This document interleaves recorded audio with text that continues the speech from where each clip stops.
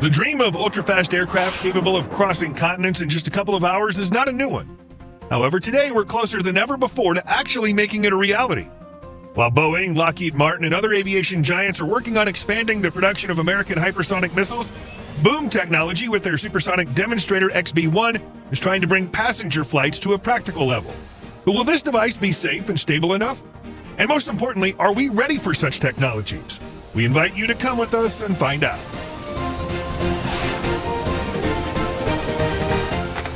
Once upon a time, aerospace historian Richard P. Hallion, a founding curator at the Smithsonian's National Air and Space Museum, very aptly noted that faith in the hypersonic future and its unconditional acceptance is akin to faith in the second coming.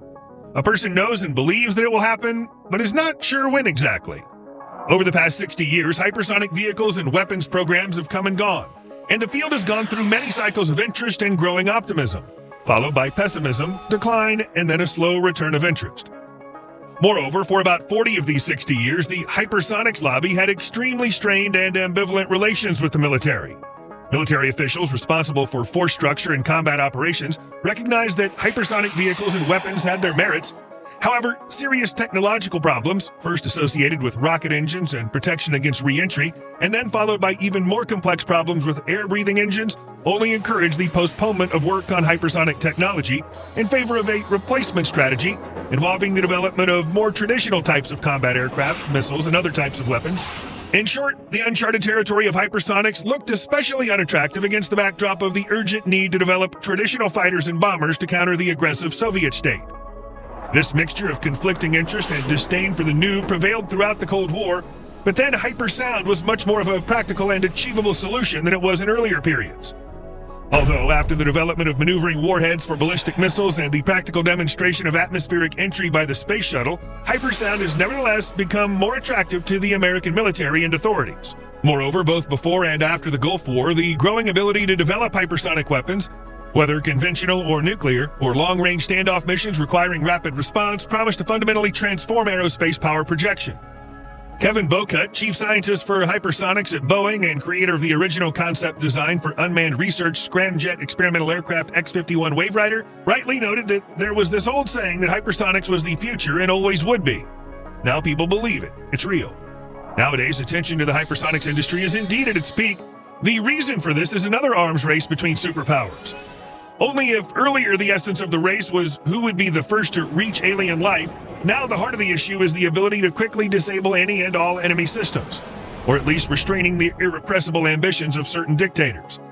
The Pentagon sees hypersonic weapons as nothing less than a game changer that could give the United States or its adversaries an advantage comparable to that provided by smart bombs and stealth aircraft in decades past. To develop functional hypersonic technology, the U.S. will need the best engines capable of operating at the highest speeds, as well as the most resilient materials that can withstand the extreme temperatures encountered at these very high speeds. The costs of such research and development are expected to be cosmic, so before spending entire helicopters and American taxpayer dollars on hypersonic travel, major U.S. aircraft manufacturers and NASA are turning their attention to startups seeking to innovate supersonic travel.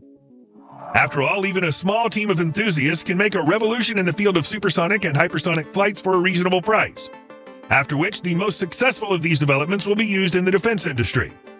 One of the most promising startup innovators in this direction is Boom Technology, whose team, led by Blake Scholl, CEO, and Josh Kral, CTO, is creating our very future with you all today.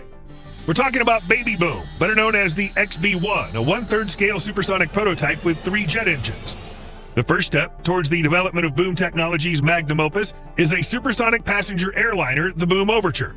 Almost 50 years have passed since the first flight of the legendary Concorde, capable of taking you from New York to London in 3.5 hours at a speed of more than Mach 2.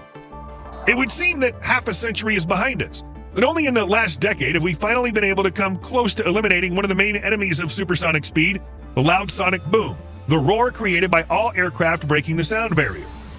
Boom was originally planned to achieve a cruising speed of Mach 2.2 to match transoceanic airline timetables and allow higher utilization, while keeping airport noise levels at level 4, comparable to classic long-range subsonic aircraft. However, in the end, they decided to concentrate on maintaining the Overture's speed at Mach 1.7. For comparison, this is twice the speed of modern passenger airliners. The Boom team approached solving the noise problem in a very non-trivial way. The future Overture aircraft, designed for 64 to 80 passengers depending on configuration, will follow 600 flight routes over water, breaking the sound barrier just above it so that the sound booms do not reach land. Over land, Overture will fly at speeds of about Mach 0.94 without breaking the sound barrier and still outperforming its subsonic commercial colleagues from Boeing, Airbus, and others by more than 20%. Additionally, in the future, the boom technology team can use the quiet boom developments from NASA, which is actively testing a new experimental supersonic vehicle, the X-59 Quiet Supersonic Technology, also known as Quest. But before we dream about the final Overture, with the first passenger flight planned for 2029, let's still return to Baby Boom. The project was presented back in November of 2016, after which it was intended to carry out its first subsonic flight before the end of next year from Edwards Air Force Base, California. Moreover, by the spring of 2017, the company had received the necessary funding to build and launch the XB-1. The XB-1 measures up to 68 feet in length, which is even longer than the Lockheed Martin F-22 Raptor fighter jet, which comes in at a more modest 62 feet in length. But with a wingspan of 17 feet, the supersonic vehicle does not even come close to the brand new F-35 Lightning II, also from Lockheed, which sports a modest 35 feet. However, the swept wings of the Baby Boom are not simply the whim of some engineer, but rather due to the stubborn laws of physics. Pressure waves form in front of the aircraft as it accelerates in the air until they coalesce into a strong shock wave. Those shock waves, which are responsible for sonic booms, generate drag as they interact with aircraft surfaces.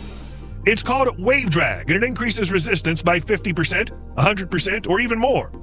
This is what requires the XB-1's three engines, the General Electric J8515 with variable geometry air intakes and exhaust pipes, to produce equivalent thrust to counteract supersonic drag and maintain flight.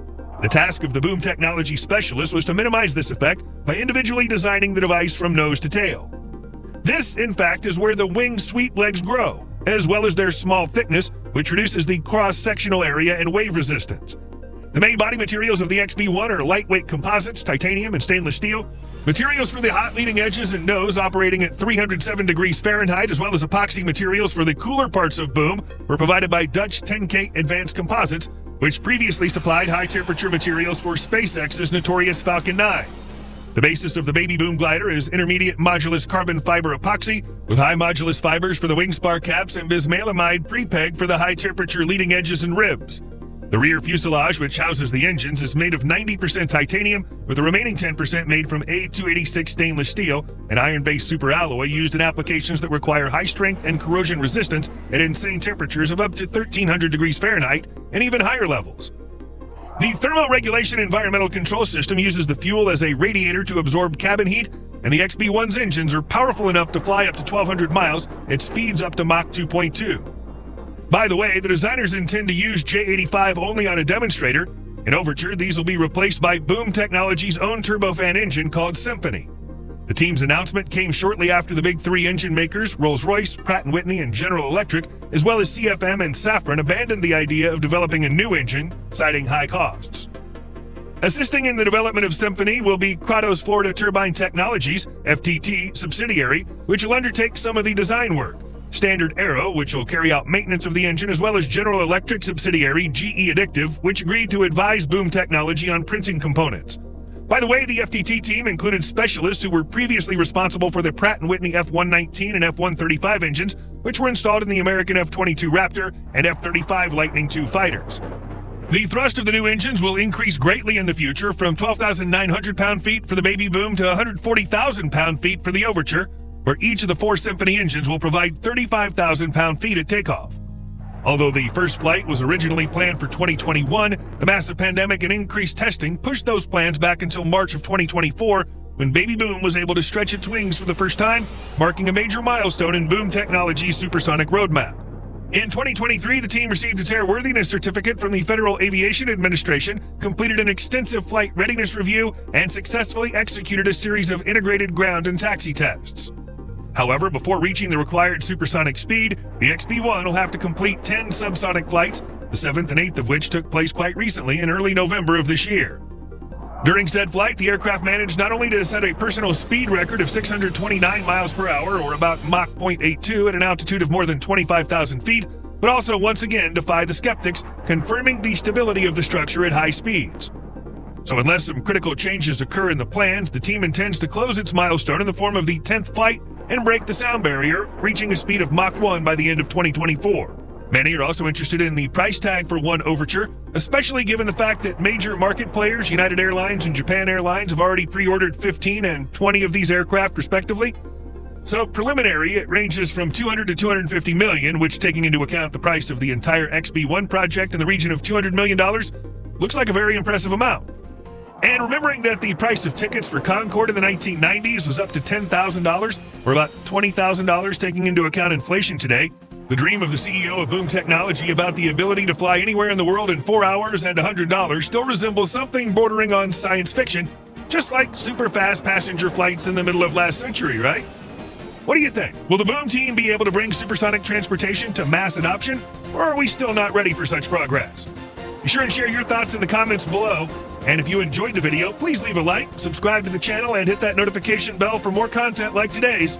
Thanks for watching, and we'll see you in the next one.